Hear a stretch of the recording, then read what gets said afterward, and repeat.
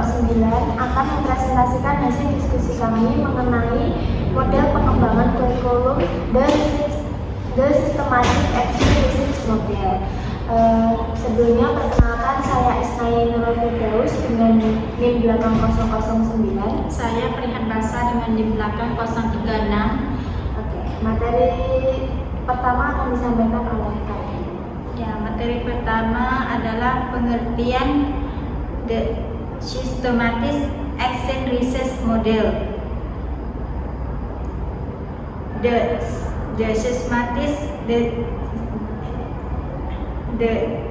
Systematic Action Research Model merupakan model pengembangan kurikulum yang didasarkan pada asumsi bahwa perubahan kurikulum merupakan perubahan sosial. Hal itu mencakup suatu proses yang melibatkan kepribadian orang tua, siswa, guru, struktur sistem sekolah, pola hubungan pribadi dan kelompok diri sekolah dan masyarakat. Kurikulum dikembangkan dalam konteks harapan warga masyarakat, para orang tua, tokoh masyarakat, pengusaha, siswa, guru, dan lain-lain, mempunyai pandangan tentang bagaimana pendidikan, bagaimana anak belajar, dan bagaimana peranan kurikulum dalam pendidikan dan pengajaran. Penyusunan kurikulum harus memasukkan pandangan dan harapan-harapan masyarakat, dan salah satu cara untuk mencapai hal itu adalah dengan prosedur Action Research. Dalam model ini ada dua langkah dalam penyusunan kurikulum jenis ini, yaitu yang pertama, mengadakan kajian tentang data-data yang dikumpulkan sebagai bahan penyusunan kurikulum. Data informasi yang dikumpulkan hendaknya valid dan reliable, sehingga dapat digunakan sebagai dasar yang kuat dalam pengambilan keputusan penyusunan kurikulum. Yang kedua, melakukan implementasi atas keputusan yang dihasilkan pada langkah pertama. Dari proses ini akan diperoleh data-data informasi baru yang selanjutnya dimanfaatkan untuk mengevaluasi masalah-masalah yang muncul di lapangan sebagai upaya tindak lanjut untuk memodifikasi atau memperbaiki kurikulum.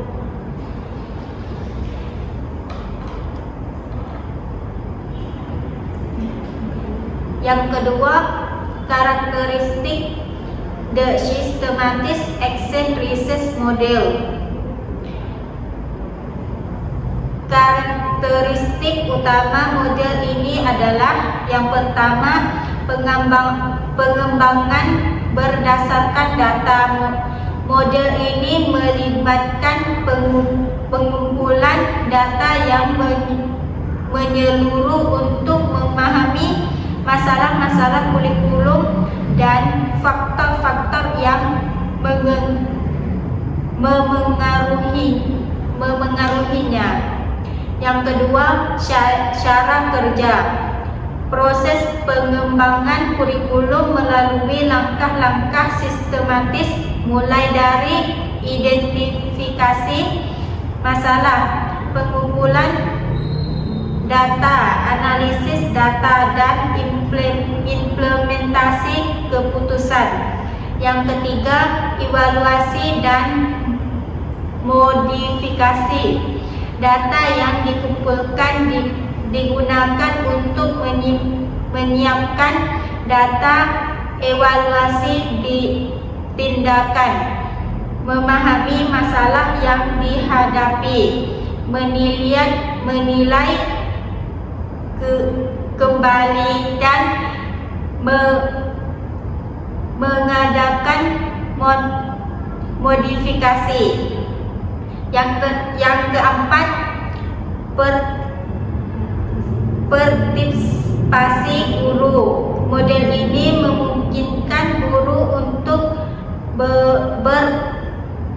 berpartisipasi aktif dalam pengembangan kurikulum sehingga dapat meningkatkan kualitas kurikulum dan relevansinya dengan keputusan siswa. Yang terakhir, fokus pada efektivitas. Model ini berfokus pada aktivitas dan efisiensi dalam pengembangan kurikulum dengan membandingkan biaya dari keuntungan dari berbagai program pendidikan. Baik, yang selanjutnya ada langkah-langkah dan systematic action research model. 3 faktor utama yang dijadikan bahan pertimbangan dalam model ini adalah hubungan antara manusia, organisasi sekolah dan masyarakat, serta otoritas umum. Langkah-langkah dalam model ini adalah yang pertama, merasakan adanya suatu masalah-masalah dalam kelas atau sekolah yang perlu diteliti secara mendalam. Yang kedua, mengidentifikasi faktor-faktor apa saja yang mempengaruhi. Yang ketiga, merencanakan secara mendalam tentang bagaimana pemecahan masalah. Yang keempat, menentukan keputusan-keputusan apakah yang perlu diambil sehubungan dengan masalah tersebut. Yang kelima ada melaksanakan keputusan yang telah diambil dan menjalankan rencana yang telah disusun. Yang keenam, mencari fakta secara meluas. Dan yang terakhir ada menilai tentang kekuatan dan kelemahan. Selanjutnya ada implementasi penerapan The Systematic Action Research Model. The Systematic Action Research Model adalah pendekatan yang melibatkan siklus perencanaan, tindakan, pengamatan, dan refleksi untuk memecahkan masalah atau meningkatkan proses. Dalam dunia pendidikan, model ini dapat diimplementasikan untuk meningkatkan kualitas pembelajaran dan manajemen kelas. Berikut adalah langkah implementasi model ini dalam konteks pendidikan. Yang pertama ada identifikasi masalah. Guru atau tim pendidik mengidentifikasi masalah spesifik di kelas seperti rendahnya keterlibatan siswa, kurangnya pemahaman konsep, atau permasalahan disiplin. Yang kedua ada perencanaan tindakan. Berdasarkan hasil identifikasi, tim merencanakan tindakan yang akan diambil untuk mengatasi masalah tersebut. Misalnya, menerapkan metode pembelajaran kolaboratif atau teknologi pendidikan untuk meningkatkan keterlibatan siswa. Yang ketiga, pelaksanaan tindakan. Setelah perencanaan matang, guru melaksanakan strategi yang telah disusun, misalnya menjalankan sesi pembelajaran interaktif yang baru atau menggunakan aplikasi tertentu untuk meningkatkan partisipasi siswa. Yang keempat, pengamatan dan pengumpulan data. Selama pelaksanaan, guru atau tim peneliti mengumpulkan data dengan mengamati perilaku siswa, kinerja mereka, serta hasil belajar. Data ini bisa berupa hasil tes, umpan balik dari siswa, atau catatan observasi.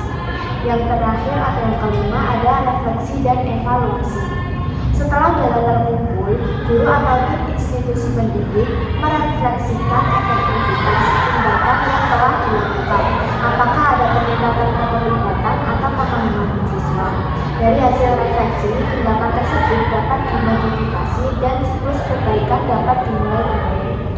Model ini membantu sekolah atau institusi pendidikan untuk terus beradaptasi, berinovasi, dan memperbaiki kualitas pengajaran berdasarkan data dan pengamatan nyata di lapangan. Lalu ada kelebihan dan kekurangan dari model pengembangan kurikulum The Systematic Action Research Model. Yang pertama ada kelebihan The Systematic Action Research Model. Model ini mendorong partisipasi guru secara aktif dalam pengembangan kurikulum. Guru memiliki peran penting dalam merancang dan mengimplementasikan perubahan kurikulum. Yang kedua, model ini melibatkan berbagai pemangku kepentingan seperti guru, siswa, orang tua, dan administrator dalam pengambilan keputusan terkait kurikulum. Ini memungkinkan untuk memahami berbagai perspektif dan kebutuhan. Yang ketiga, dengan pendekatan penilaian tindakan, model ini mendorong peningkatan berkelanjutan dalam kurikulum. Hasil dari tindakan dan perubahan dapat menjadi dasar untuk perbaikan lebih lanjut. Yang keempat, model ini dapat memastikan bahwa kurikulum disesuaikan dengan kebutuhan dan konteks lokal yang penting dalam pendidikan dan relevan. Yang kelima, proses penelitian tindakan memberikan dasar data untuk pengambilan keputusan terkait kurikulum, sehingga keputusan didasarkan pada bukti dan evaluasi.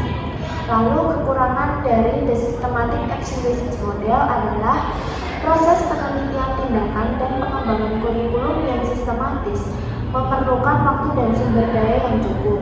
Ini bisa menjadi tantangan, terutama dalam lingkungan pendidikan yang terbatas. Yang kedua, proses ini bisa menjadi kompleks, terutama jika tidak ada pengalaman dalam penelitian tindakan atau pengembangan kurikulum. Yang ketiga, terkadang evaluasi dan pengukuran dampak perubahan kurikulum yang ada mungkin sulit atau memerlukan keahlian tambahan. Yang keempat, memerlukan kepemimpinan yang kuat dan kemampuan pengambilan keputusan yang efektif untuk mengkoordinasikan berbagai pemangku kepentingan dalam proses ini. Yang kelima, proses ini mungkin tidak selalu menghasilkan perubahan yang diinginkan atau berhasil dalam meningkatkan kurikulum. Baik, itu tadi penjelasan mengenai model pengembangan kurikulum dari Systematic Action Research Model dari kelompok kami. Mohon maaf bila ada salah kata atau perbuatan dari kami, mohon dimaafkan. Wassalamualaikum warahmatullahi wabarakatuh.